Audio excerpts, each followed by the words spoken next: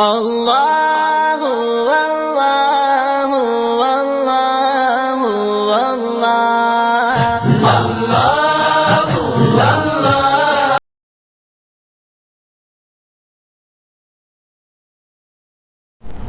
بسم الله الرحمن الرحيم. الحمد لله رب العالمين. الصلاة والسلام على سيد الأنبياء والمرسلين.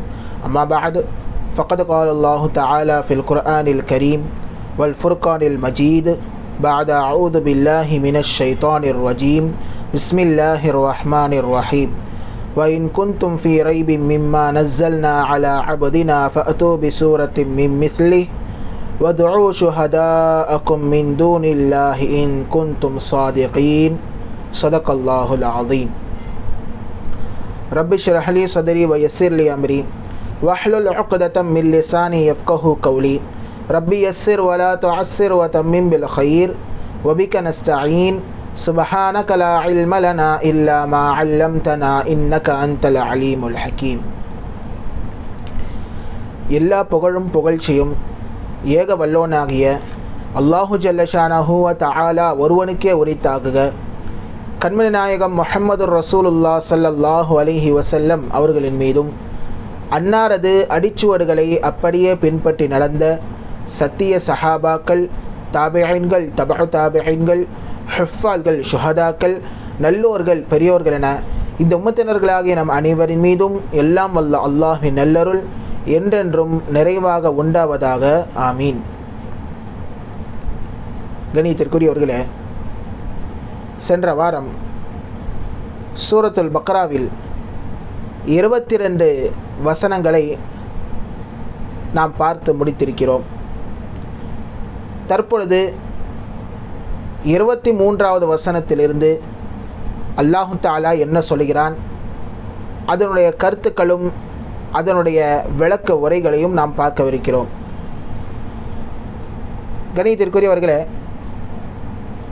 இதற்கு முந்திய ஆயத், அதாவது யா ஐயுஹன் நாஸு உஅ்புது ரப்பக்குமுல்லதி ஹலகக்கும் வல்லதீன மின் கப்லிக்கும் லஅல்லக்கும் தத்தகூன்.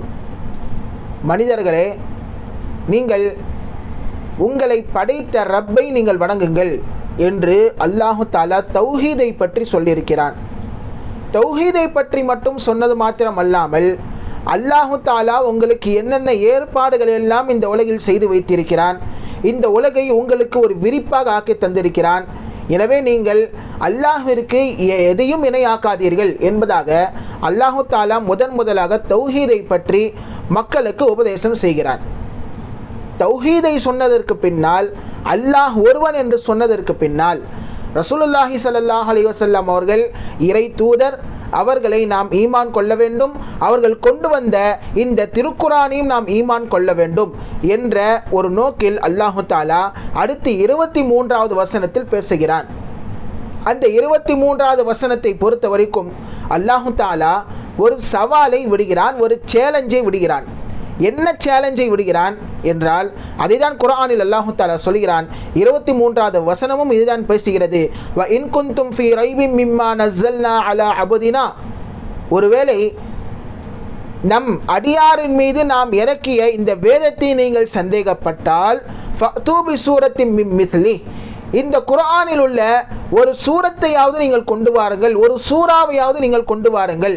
வதுஉ ஷுஹதாஅக்கும் மின் தூனில்லாஹி இன் குன்தும் சாதிகீன், உங்களுடைய தெய்வங்கள் எல்லாம் நீங்கள் அழைத்து கொள்ளுங்கள், அல்லாஹ்வை தவிர்த்து மற்ற அனைத்து தெய்வங்களையும் நீங்கள் அழைத்து கொண்டு இந்த குர்ஆனை போன்று மற்றொரு குர்ஆனையோ அல்லது இந்த சூரத்தை போன்று மற்றொரு சூரத்தையோ நீங்கள் கொண்டு வாருங்கள்.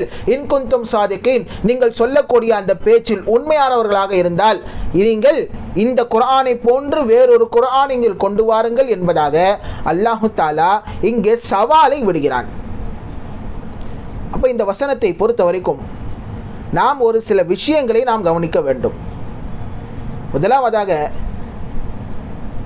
ரசூலுல்லாஹி ஸல்லல்லாஹு அலைஹி வஸல்லம் அவர்களுக்கு ஏகப்பட்ட முஅஜிஸாக்களை அல்லாஹு தஆலா கொடுத்திருந்தான்.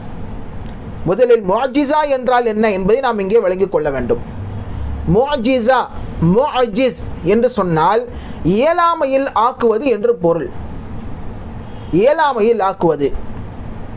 அதன் அடிப்படையில் இந்த உலகில் வந்த அனைத்து நபிமார்களுக்கும் அவர்களுடைய காலத்திற்கு ஏற்ப அல்லாஹு தாலா ஒவ்வொரு அற்புதங்களை கொடுத்து அனுப்பினான். அந்த அற்புதங்களுக்கு பெயர்தான் முஅஜிஸா என்று சொல்லப்படும். அதாவது அந்த அற்புதங்கள் அந்த நபிமார்களால் மட்டும்தான் செய்ய முடியும், அல்லாஹ்வின் உதவியால் அவர்கள் மட்டும்தான் செய்ய முடியுமே தவிர மற்ற மக்கள் மனிதர்கள் செய்ய முடியாது. அதற்கு பெயர்தான் முஅஜிஸா என்ற அர்த்தம். ஆக இந்த உலகில் வந்த நபிமார்களை பொறுத்த வரைக்கும் பலவிதமான முஅஜிஸாக்களை அவர்களுடைய காலங்களுக்கு தோதுவாக அல்லாஹு தாலா கொடுத்து வந்தான். ஹஸரத் மூசா அலைஹிஸ்ஸலாம் அவர்களுக்கு அல்லாஹு தாலா கொடுத்த முஅஜிஸா, அவர்கள் தடியை வைத்திருப்பார்கள். அந்த தடியை கீழே போட்டுவிட்டால் மிகப்பெரிய பாம்பாக ஆகிவிடும். குர்ஆனும் அதை சொல்லி காட்டுகிறது. காரணம் என்னவென்று தெரியுமா? ஹஸரத் மூசா அலைஹிஸ்ஸலாமுடைய காலத்தில் சூனியக்கலை ஓங்கி இருந்தது. அந்த சூனியத்தை தூக்கி சாப்பிட வேண்டும் என்று சொன்னால், அதை முறியடிக்க வேண்டும் என்று சொன்னால், அதை போன்று அதையும் விட ஒரு மிகப்பெரிய ஒரு அற்புதம் தேவை என்ற ஒரு காரணத்தினால்தான் அல்லாஹு தாலா மூசா அலைஹிஸ்ஸலாம் அவர்களுக்கு தடியை கொடுத்தான். அவர்கள் தடியை கீழே போட்டால் அது மிக பெரும் பாம்பாக ஆகிவிடும். அவர்கள் அதை பிடித்து விட்டால் மறுபடியும் பழைய தடியை போன்று ஆகிவிடும். இது ஹஸரத் மூசா அலைஹிஸ்ஸலாம் அவர்களுக்கு கொடுத்த ஒரு அற்புதம். இரண்டாவதாக ஹஸரத் ஈசா அலைஹிஸ்ஸலாம் அவர்களுக்கு ஒரு அற்புதத்தை அல்லாஹு தாலா தருகிறான். வெண்குஷ்ட ரோகிகளை எல்லாம் குணமாக்குவார்கள். எல்லா விதமான குஷ்ட நோய்களையும் குணமாக்குவார்கள். கண் குருடாகிவிட்டது என்று சொன்னால், பிறவி குருடர்களாக இருக்கிறார்கள் என்று சொன்னால், அந்த பிறவி குருடர்களை சரியாக ஆக்குவார்கள். ஆக இப்படி இருக்கக்கூடிய சமயத்தில் அல்லாஹு தாலா ஒரு மிகப்பெரிய ஒரு அற்புதத்தை கொடுக்கிறான். ஹஸரத் ஈசா அலைஹிஸ்ஸலாம் அவர்களுக்கு என்ன அற்புதம் தெரியுமா? அதுதான் எல்லா விதமான எந்தெந்த நோய்கள் எல்லாம் இருக்கின்றதோ அந்த நோய்கள் அனைத்திற்கும் அல்லாஹு தஆலா ஷிஃபாவாக ஹஸரத் ஈசா அலைஹிஸ்ஸலாம் அவர்களுக்கு கொடுத்தான். எந்த அளவிற்கு என்றால் மெடிக்கல் மிராக்கிள் என்று சொல்வார்கள் அல்லவா, எப்படி இவர் உயிர் படைத்தார் என்று கூட நம்மளால் சொல்ல முடியாது. அந்த அளவிற்கு மரணித்தவர்களை உயிர்ப்பித்து எழுப்பப்படக்கூடிய ஆற்றலை ஹஸரத் ஈசா அலைஹிஸ்ஸலாம் அவர்களுக்கு அல்லாஹ் தஆலா கொடுத்தான். இது ஏனென்றால் ஹஸரத் ஈசா அலைஹிஸ்ஸலாம் உடைய காலத்தில் மருத்துவ கலை என்பது ஓங்கி இருந்தது.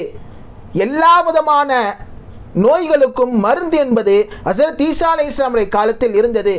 ஆனால் குஷ்டத்திற்கு மருந்து என்பது கிடையாது. கண் குருடாகிவிட்டது என்று சொன்னால் இந்த குருட்டு கண்ணை தெளிவாக பார்க்க வைக்கக்கூடியதற்கு மருத்துவம் என்பது கிடையாது. இன்னும் ஒருபடி மேல் சொல்ல போனால் இறந்தவர்களை உயிர்ப்பிக்கவும் முடியாது. ஆக இவைகளெல்லாம் முறியடிக்க வேண்டும், மருத்துவத்தை முறியடிக்க வேண்டும் என்பதற்காக வேண்டி அல்லாஹு தாலா இந்த ஒரு பேரற்புறத்தை ஹஸரத் ஈசா அலைஹிஸ்ஸலாம் அவர்கள் கொடுத்தான். இறந்தவர்களையும் அவர்கள் உயிர்ப்பிப்பார்கள், வெண்குஷ்ட நோய்கள் உள்ளவர்களையும் இந்த கண் குருடானவர்களையும் அவர்கள் குணமாக்கி வந்தார்கள் என்பதை திருக்குரான் மூலியமாக நாம் இங்கே காண முடிகிறது. ஆக இப்படி ஒவ்வொரு நபிமார்களுக்கும் அல்லாஹு தாலா ஒவ்வொரு காலத்திற்கு தோதுவாக, ஒவ்வொரு சமயத்திற்கு தோதுவாக ஒரு சில அற்புதங்களை அல்லாஹு தாலா வழங்கினான். நமது ரசூலுல்லாஹி ஸல்லல்லாஹு அலைஹி வஸல்லம் அவர்களை பொறுத்த வரைக்கும் அவர்களுடைய காலத்தில் இந்த கவியேற்றக்கூடிய ஒரு பழக்கம் அரபுகளுக்கு இருந்தது. எந்த அளவிற்கு என்று சொன்னால், ஒரு சிறுவன் அவன் வாய் திறந்து பேச ஆரம்பித்து விட்டான்.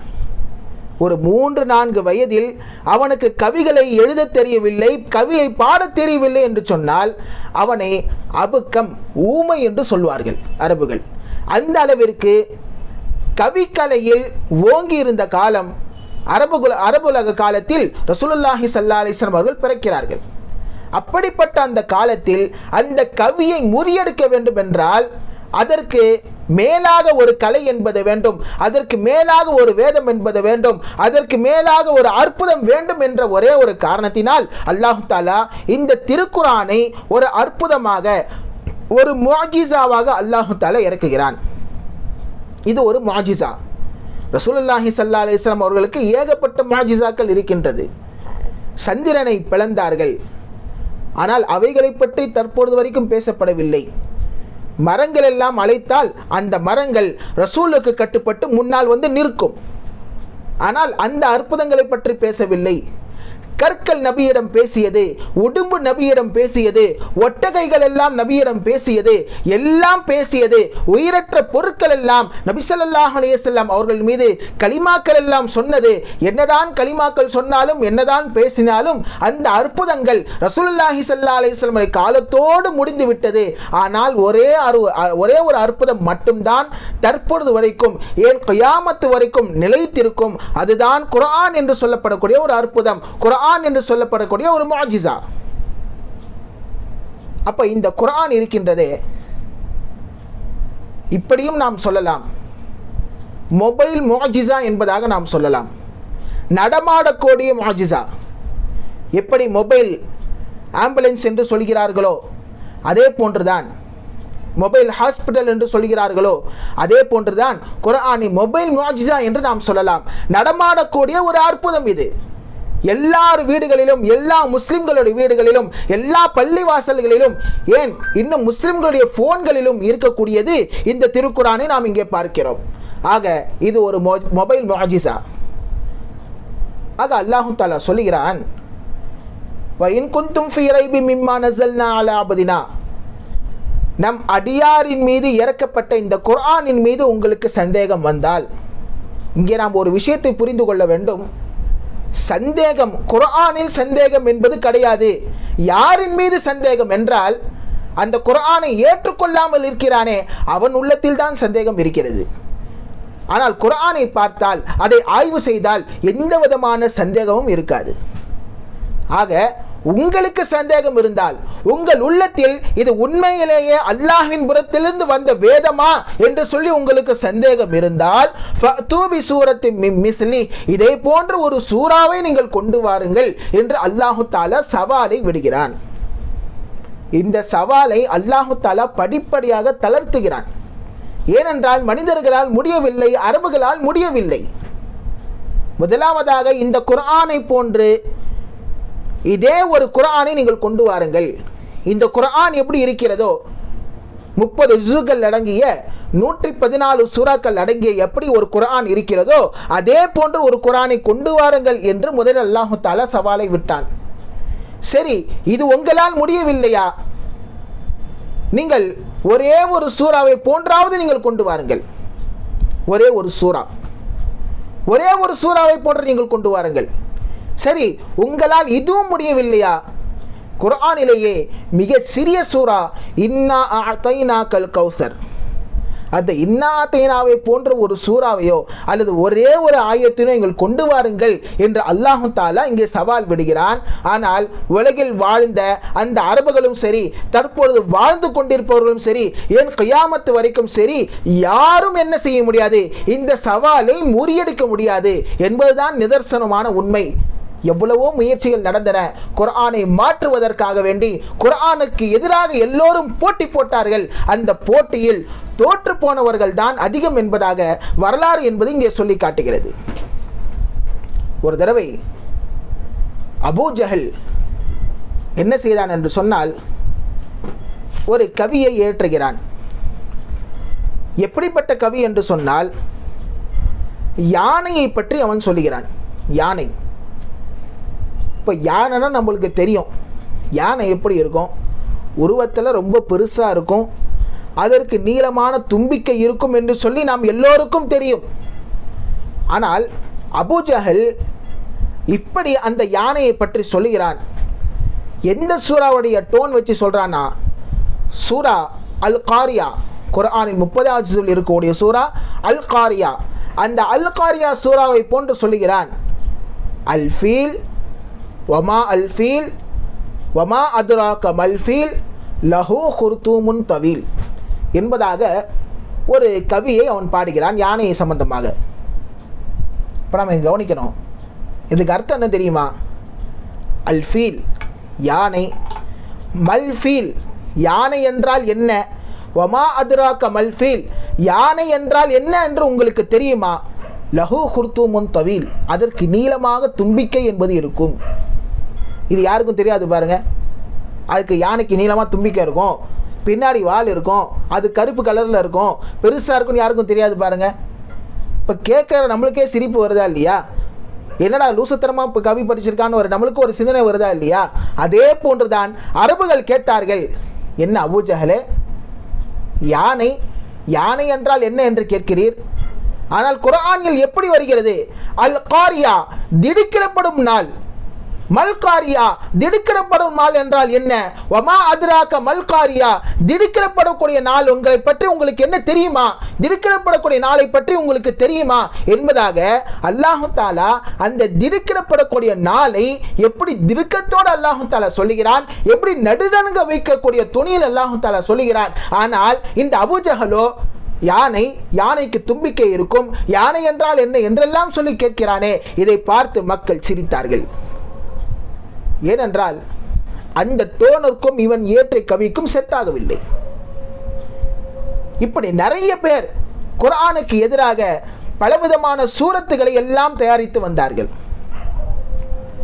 மக்காவில் ஒரு பண்டிதர் இருந்தார், ஃபைசி என்று சொல்லப்படக்கூடிய ஒரு பண்டிதர். அவர் எப்படிப்பட்டவர் என்று சொன்னால், எல்லா விதமான கவிகளிலும் ஏதாவது ஒரு குறையை கண்டுபிடித்து விடுவார்.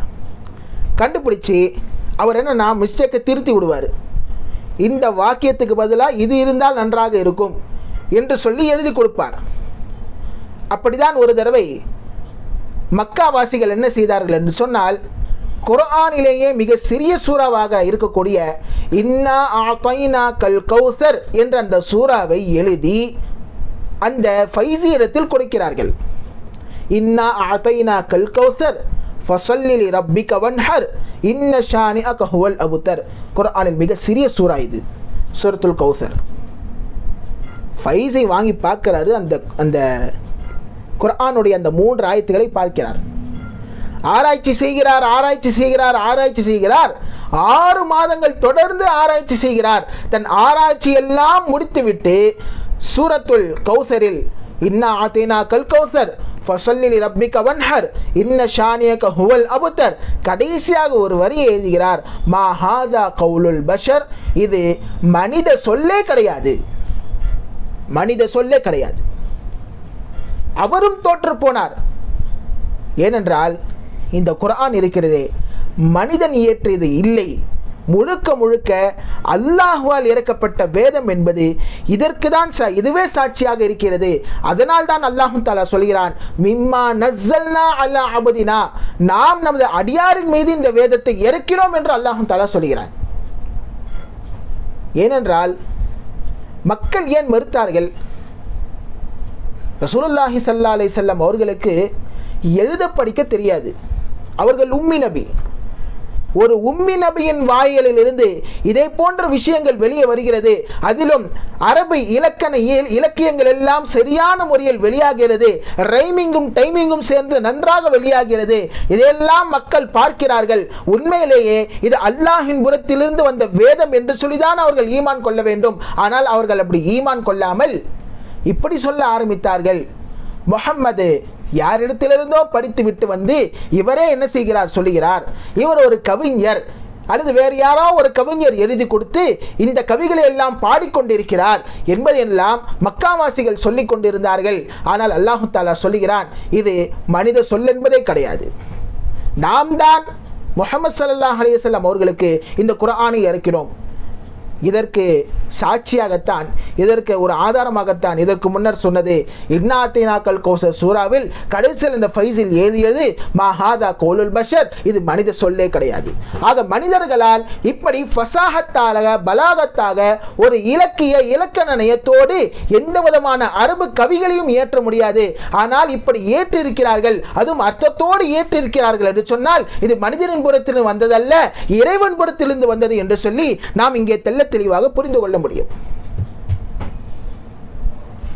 அது மட்டுமல்ல, அல்லாஹ் தஆலா அடுத்து சொல்லுகிறான், வதுஉ ஷுஹதாஅக்கும் மின் தூனில்லாஹ், அல்லாஹ்வை தவிர்த்து, அல்லாஹ்வை அன்றி உங்களுடைய மற்ற கூட்டாளிகள் எல்லாம் நீங்கள் அழைத்து வாருங்கள், உங்களுடைய தெய்வங்கள் எல்லாம் நீங்கள் அழைத்து வாருங்கள். இதை போன்று நீங்கள் ஒரு குர்ஆனையோ ஒரு சூறாவையோ நீங்கள் உருவாக்கி காட்டுங்கள் என்று அல்லாஹ் தஆலா சொல்கிறான்.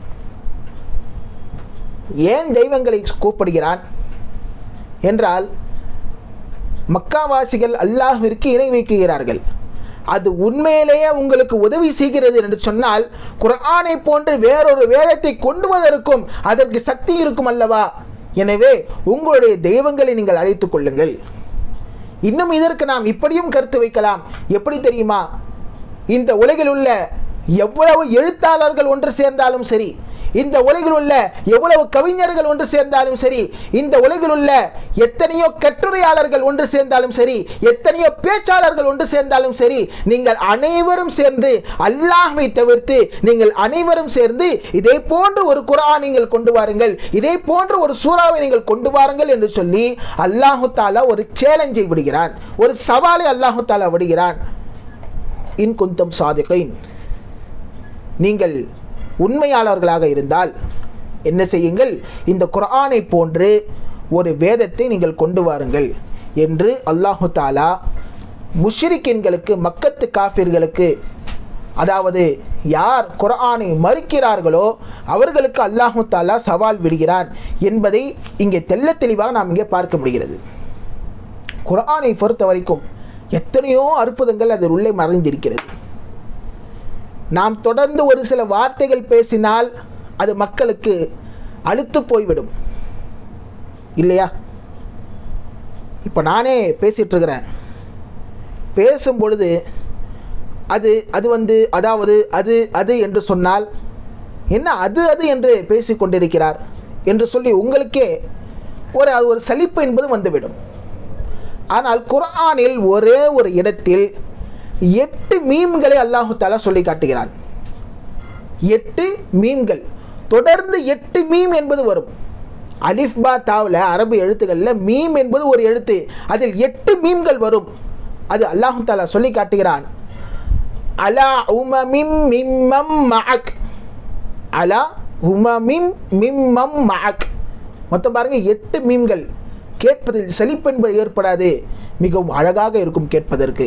அதுதான் குர்ஆன். ஆக இதை போன்று உங்களால் ஒரு வேதத்தை கொண்டு வர முடியாது. ஒரு சிலர்கள் இப்படி ஆராய்ச்சி செய்தார்கள், குர்ஆன்ல எல்லாமே இருக்குது, சரி நரகம் பெரியதா? குர்ஆன்ல எப்படி இருக்கா?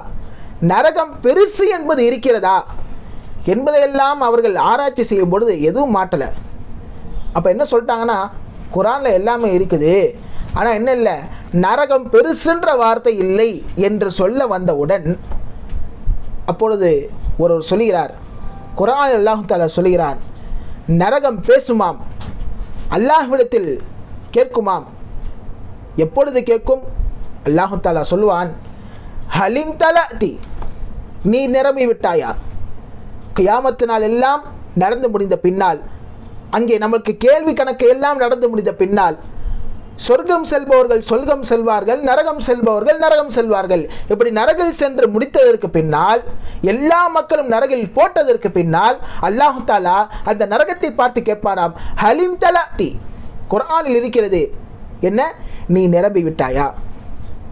நீ நிரம்பிட்டியா? ஹவுஸ்ஃபுல் ஆயிருச்சா என்று சொல்லி அல்லாஹு தஆலா கேட்பான்.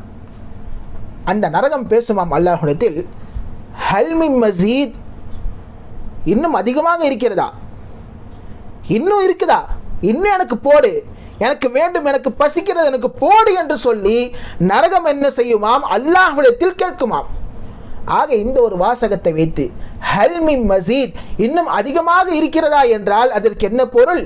நரகில் இன்னும் அதிகமான இடம் இருக்கிறது, ஆக நரகம் பெரியது என்று சொல்லி இந்த ஒற்றை வாக்கியத்தின் மூலமாக அல்லாஹு தஆலா சொல்லி காட்டுகிறான் என்றால், இது இந்த குர்ஆன் எப்பேற்பட்ட ஒரு அற்புதமாக, எப்பேற்பட்ட ஒரு முஅஜிஸாவாக இருக்கும் என்பதை நாம் இங்கே சற்று கவனத்தில் கொள்ள வேண்டும்.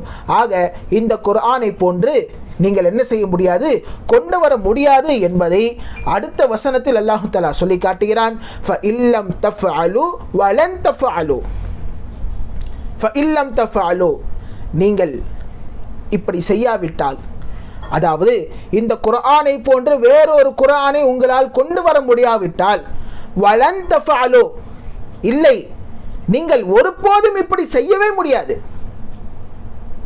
நீங்க கொண்டு வராவிட்டாலும் சரி, உங்களால் இப்படி செய்யவும் முடியாது. ஃபத்தகுன் நார் அல்லதி வகூதுஹன் நாஸ் வல் ஹிஜாரா, எனவே நீங்கள் ஃபத்தகுன்னார் அல்லதி வகூது ஹன்னாசு வல் ஹிஜாரா, நரகத்தை நீங்கள் பயந்து கொள்ளுங்கள். வகூது ஹன்னாசு வல் ஹிஜாரா, நரகத்தின் எரிகொள்ளிகள் யார் தெரியுமா? மனிதர்களும் கற்களும் என்பதாக அல்லாஹு தாலா சொல்லுகிறான். அது மட்டுமல்ல, ஐத்தத்தில் காஃபிரீன், அந்த நரகம் காஃபிர்களுக்காக வேண்டி தயாரிக்கப்பட்டது என்பதாக அல்லாஹு தஆலா சொல்கிறான். யார் குர்ஆனை நிராகரித்தார்களோ, யார் ரசூலுல்லாஹி ஸல்லல்லாஹு அலைஹி வஸல்லம் நுபுவத்தை நிராகரித்தார்களோ, யார் தௌஹீதை நிராகரித்தார்களோ, அப்படிப்பட்ட நிராகரிப்பாளர்களுக்கு தயாராகிறது தான் இந்த நரகம் என்பதாக அல்லாஹு தஆலா திருக்குர்ஆனில் சொல்கிறான். ஆக ஃபஇல்லம் தஃஅலு, நீங்கள் செய்யாவிட்டால் என்றால் உங்களால் செய்ய முடியாதுன்னு அர்த்தம். வலன் தஃஅலு, நீங்கள் செய்ய முடியாது. ஃபத்தகுன் நார் அல்லதி வகூதுஹா அன்னாஸ் வல் ஹிஜாரா.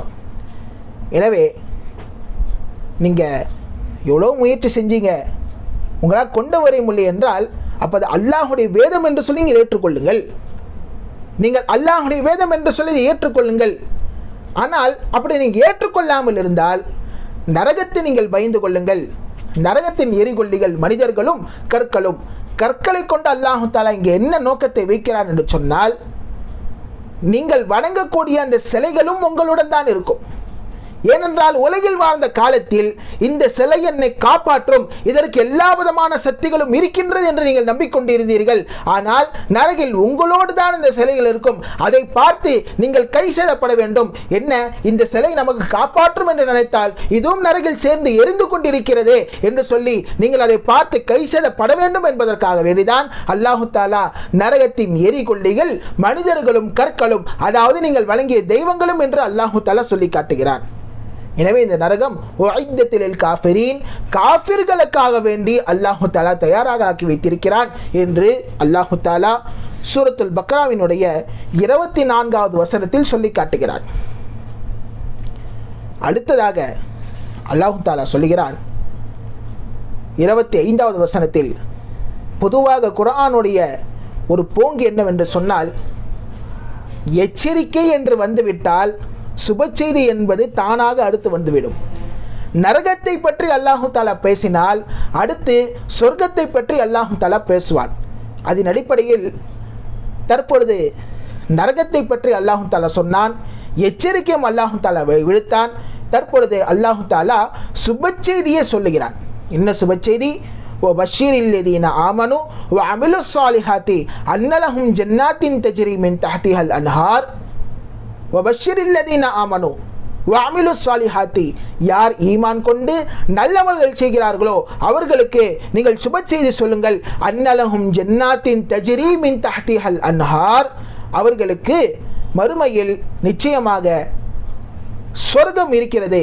அந்த சொர்க்கத்திற்கு கீழாக ஆறுகள் ஓடிக்கொண்டிருக்கும். சொர்க்கத்திற்கு கீழாக ஆறுகள் ஓடிக்கொண்டிருக்கும் என்பதாக அல்லாஹு தஆலா திருக்குர்ஆனில் சொல்கிறான். சொர்க்கத்தில் பலவிதமான ஆறுகள் இருக்கிறது. பாலாறு, தேனாறு, மதுவாறு என்று சொல்லி பலவிதமான ஆறுகள் அங்கே ஓடிக்கொண்டிருக்கிறது. இதுதான் சொர்க்கம். இப்போ இங்கே அல்லாஹு தஆலா என்ன செய்கிறான்? ஜன்னத், ஜன்னாத் என்று சொல்லி பன்மையாக அல்லாஹு தஆலா சொல்லியிருக்கிறான். பொதுவாக ஜன்னத் என்றால் என்ன அரபியில் என்று சொன்னால், அடர்த்தியான மரம் இருக்கக்கூடிய இடத்திற்கு ஜன்னத் என்று சொல்லப்படும். மரங்கள் எல்லாம் அடர்த்தியாக சூழ்ந்து கொண்டிருக்கும். பொதுவாக ஜன்னத் என்ற வார்த்தை உலகத்திலும் பயன்படுத்தப்படுகிறது. ஜன்னத்திற்கு இன்னொரு அர்த்தம் என்ன தெரியுமா? தோட்டங்கள் என்று அர்த்தம். ஏனென்றால் தோட்டத்தில் அடர்த்தியான மரங்கள் எல்லாம் இருக்கும். அது மட்டுமல்ல, ஜீமும் நூனும் எந்தெந்த எழுத்துக்களில் சேர்ந்து வருகிறதோ அரபியில், உதாரணமாக ஜின் நமது கண்களுக்கு தெரியாது, அது மறைந்திருக்கும். ஜுனூன் பைத்தியம், பைத்தியத்தன்மையை நாம் வெளிப்படுத்தலாம். ஆனால் பைத்தியம் அவன் மூளையில் எப்படி இருக்கிறது என்று சொல்லி நாம் பார்க்க முடியாது. மறைந்திருக்கக்கூடிய பொருள்கள் அனைத்திற்கும் ஜீமையும் நூனையும் அரபியில் பயன்படுத்துவார்கள். அதே போன்றுதான் இந்த ஜன்னத் என்ற இந்த வாக்கியம் இருக்கிறதே, இது நம் பார்வைகளை விட்டு மறைந்திருக்கிறது தற்பொழுதைக்கு. அது மட்டுமல்ல, நாம் அங்கே சென்று பார்த்தால் அடர்த்தியான மரங்களால் மூடிக்கொண்டிருக்கும். அதனால் ஜன்னத் என்று அரபியில் பயன்படுத்தப்படுவதை நாம் இங்கே பார்க்கிறோம். அடுத்ததாக அல்லாஹு தஆலா சொல்கிறான், குல்லமா ருசிகோ மின்ஹா மின் சமரத்தி ரிஸ்கன் காலு, அவர்களுக்கு குல்லமா ரிசிகோ மின்ஹா மின் சமரத்து ரிசுக்கன் காலு, பழங்களை எல்லாம் கொடுத்து நாம் ரிசுக்கு அளிக்கும் பொழுது, உணவுகளை கொடுக்கும் பொழுது அவர்கள் இப்படி சொல்வார்கள், ஹாதல்லதி ருசிக்னா மின் கபுலு வ உத்தூபிஹி முத்தஷாபிஹா, நாங்கள் தற்பொழுது இப்போதான் என்ன செஞ்சோம், இந்த பழத்தை சாப்பிட்டோம், ஆனால் இதை போன்று வேறொரு பழத்தை அல்லாஹ் தஆலா கொடுத்திருக்கிறானே என்று சொல்வார்கள், ஆச்சரியத்தால் சொல்வார்கள். உதாரணமாக, முதலில் அவர் ஆப்பிள் பழத்தை சாப்பிட்டிருப்பார், சொர்க்கவாசி ஆப்பிள் பழத்தை சாப்பிட்டிருப்பார். ஆப்பிள் பழத்தை சாப்பிட்ட பின்னாடி அவர் என்ன செய்வார், மாம்பழ பழத்தை எடுப்பார். மாம்பழத்தை கடித்தாலும் அதில் ஆப்பிள் சுவை என்பது இருக்கும். அப்படி சாப்பிட்டு விட்டு இப்படி சொல்வார், இதைத்தானே நாம் இதற்கு முன்னாலே நாம் சாப்பிட்டோம் என்று சொல்லி ஆச்சரியத்துடன் சொல்வார். அல்லது ஒரு பழத்தை கடித்தால் ஒரு பக்கத்தில் ஆப்பிளை போன்றும், ஒரு பக்கத்தில் மாதுளையை போன்றும், ஒரு பக்கத்தில் திராட்சையை போன்றும் இருக்கும். இப்படி சுவைகள் என்பது வெவ்வேறு விதமாக மாறி மாறி இருக்கும்.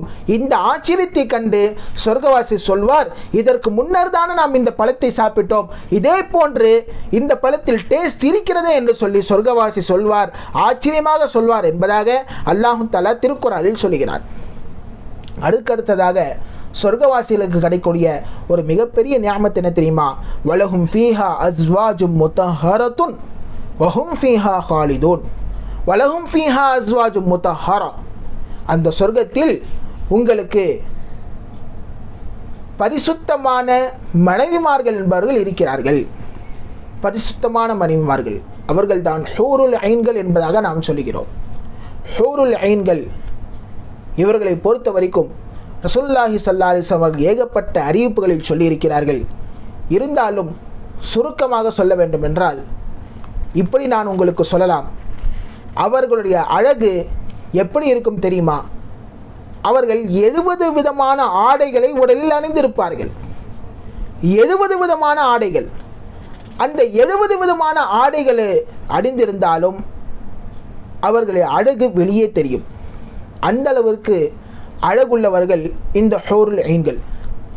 அது மட்டுமல்ல, இந்த ஹூருல் ஈன்கள் இருக்கிறார்களே, அவர்கள் உலகில் எச்சில் துப்பினால், உலகம் முழுவதும் நறுமணமாகிவிடும் என்று சொல்கிறார்கள் ரசூலுல்லாஹி ஸல்லல்லாஹு அலைஹி வஸல்லம். அந்த அளவிற்கு இந்த ஹூருல் ஈன்களுக்கு ஒரு மிகப்பெரிய சிறப்புகளை அல்லாஹ் தஆலா வைத்திருக்கிறான். அப்போது இந்த ஹூருல் ஈன்களை பொறுத்த வரைக்கும் அவர்கள் எப்படியெல்லாம் படைக்கப்பட்டிருக்கிறார்கள் என்று சொல்லி ஹதீஸில் நாம் பார்க்க முடிகிறது. ஹூருல் ஈன்கள் கால் விரல்களிலிருந்து முழங்கால் வரைக்கும் அவர்கள் அம்பரால் படைக்கப்பட்டவர்கள். காலிலிருந்து முட்டுக்கால் வரைக்கும், கால் விரல்கள் ஆரம்பிக்குதா இல்லையா, அந்த கால் விரல்களிலிருந்து முட்டுக்கால் வரைக்கும் அவர்கள் அம்பரால் படைக்கப்பட்டவர்கள். முழங்காலிலிருந்து மார்பு வரைக்கும் அவர்கள் கஸ்தூரியால் படைக்கப்பட்டிருக்கிறார்கள். அடுத்து மார்பிலிருந்து கழுத்து வரைக்கும் பொன்னம்பரால் படைக்கப்பட்டிருக்கிறார்கள். கழுத்திலிருந்து தலை உட்பட கற்பூரத்தால் படைக்கப்பட்டிருக்கிறார்கள் என்பதாக ஹஸரத் இப்னு அப்பாஸ் ரலியல்லாஹு அன்ஹு சொல்கிறார்கள். அது மட்டுமல்ல, அவர்கள் நம்மை முன்னோக்கி வந்தால் சூரியன் எப்படி ஒளிருமோ அதே போன்று ஒளிமயமாக இருப்பார்கள் என்பதாகவும் ஹஸரத் இப்னு அப்பாஸ் ரலியல்லாஹு அன்ஹு அவர்கள் சொல்கிறார்கள். ஆக சொர்க்கத்தில் நமக்கு தூய்மையான மனைவிமார்கள், தூய்மை என்று சொன்னால் அந்த மனைவிமார்களுக்கு, அந்த ஹூருல் ஈன்களுக்கு பலம் ஜலம் கழிக்கக்கூடிய தேவை என்பதே வராது. அந்த ஹூருல் ஈன்களுக்கு தற்பொழுது உலகில் வாழக்கூடிய பெண்களை போன்று மாதவிடாய் போன்ற இரத்தப்போக்கு என்பது வராது. எல்லா விதமான அசுத்தங்களை விட்டும் நீங்கிய தூய்மையானவர்கள். இன்னும் ஒரு படிக்கு மேலே சொல்ல போனால் அவர்கள் பத்தினி பெண்கள் என்பதாகவும் அல்லாஹு தஆலா திருக்குர்ஆனில் சொல்கிறான். அப்படி தூய்மையான மனைவிமார்கள் நாளை கியாமத் நாளில் யாருக்கு இருப்பார்கள், யார் இந்த குர்ஆனை ஈமான் கொண்டு அதன்படி அமல் செய்கிறார்களோ அவர்களுக்கு கிடைப்பார்கள் என்பதாக அல்லாஹு தஆலா திருக்குர்ஆனில் சொல்கிறான். கடைசியாக அல்லாஹு தஆலா சொல்கிறான், ஹும் ஃபீஹா ஹாலிதூன், அந்த சொர்க்கத்தில் அவர்கள் யார் ஈமான் கொண்ட நல்லமல்கள் செய்கிறார்களோ அவர்கள் நிரந்தரமாக இருப்பார்கள் என்பதாகவும் அல்லாஹு தஆலா திருக்குர்ஆனில் சொல்கிறான். ஆக இன்றைக்கு நாம் 3 வசனங்களை நாம் பார்த்தோம். முதலாவதாக, நாம் இறக்கிய இந்த வேதத்தின் மீது உங்களுக்கு சந்தேகம் என்பது இருந்தால் இதை போன்ற ஒரு சூறாவை நீங்கள் கொண்டு வாருங்கள். இல்லை, உங்களால் கொண்டு வர முடியாது. நீங்கள் இதை ஏற்றுக்கொள்ளவில்லை என்று சொன்னால் அல்லாஹு தஆலா சொல்கிறான், உஇத்தத்தில் காஃபிரீன், காஃபிர்களுக்காக வேண்டிய நரகம் என்பது தயாரிக்கப்பட்டிருக்கிறது. வகூது ஹன்னாஸ் வல் ஹிஜாரா, அந்த நரகத்தினுடைய எரிகொல்லிகள் மனிதர்களும் கற்களும், அதாவது நீங்கள் வணங்கக்கூடிய தெய்வங்களும் என்று அல்லாஹு தஆலா சொல்கிறான். அடுத்ததாக வபஷிரில் லதீன ஆமனு, ஈமான் கொண்ட விசுவாசிகளுக்கு அல்லாஹு தஆலா சுப செய்தி சொல்கிறான். அவர்களுக்கு சொர்க்கம் இருக்கிறது. அந்த சொர்க்கத்தில் அவர்கள் ஒரு பழத்தை சாப்பிட்டால் அது இதற்கு முன்னர் வேறொரு பழத்தை சாப்பிட்டோமா அதே போன்று இருக்கிறது என்று சொல்லி ஆச்சரியமாக சொல்வார். அது மட்டுமல்ல, அவர்களுக்கு ஹூருல் ஐன்கள் என்று சொல்லப்படக்கூடிய பரிசுத்தமான மனைவிமார்கள் கிடைப்பார்கள்.